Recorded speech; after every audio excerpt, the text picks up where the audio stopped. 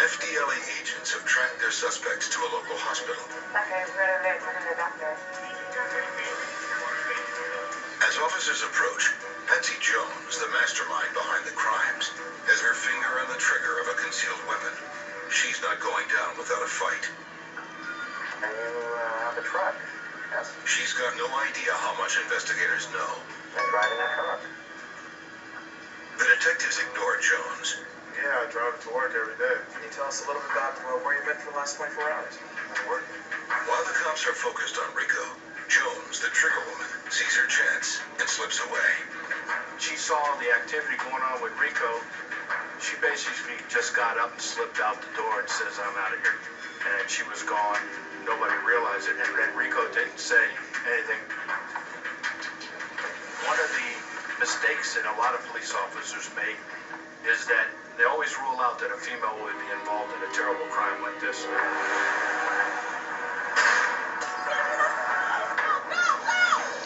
Rico agrees to go down to the station with the FDLA for questioning. I want to believe that Rico wouldn't tell on me. I want to believe that he could keep his mouth closed because they knew nothing. Jones races back to the Cloverleaf Apartments, hoping to get rid of any evidence. But she's too late. They already found the truck. They're there. They already have a search warrant and everything. Police have also been through her and Rico's apartment. She knows she's not safe there. Jones calls her friend Rhonda for help.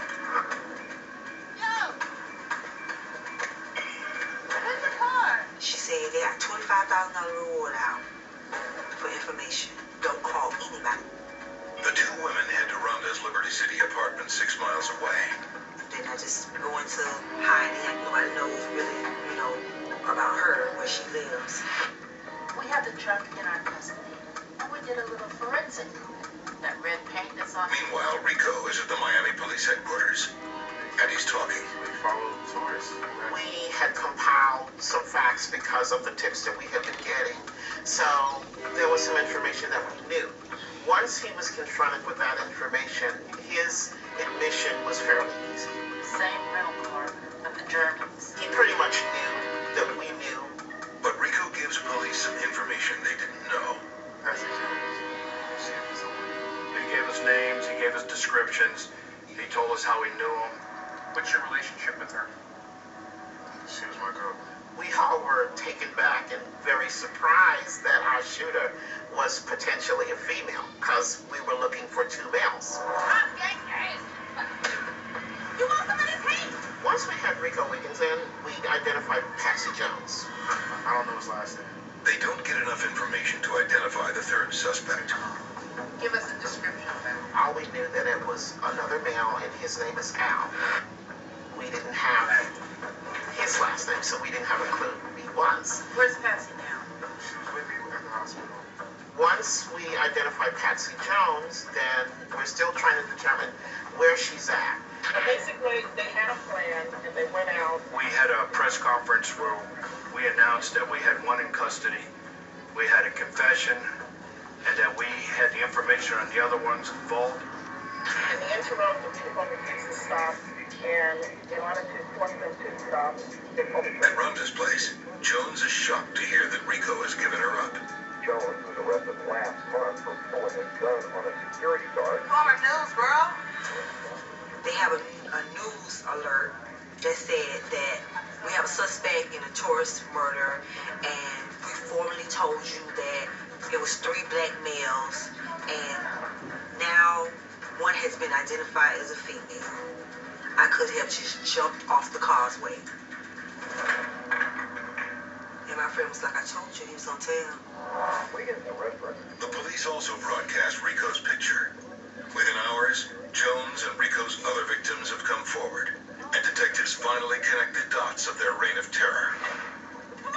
Once the photos of our potential offenders were aired and publicized in the media, We were robbed by those same people. the victims of the beauty store were adamant that those were the people that had robbed them, at gunpoint locking them in a bathroom.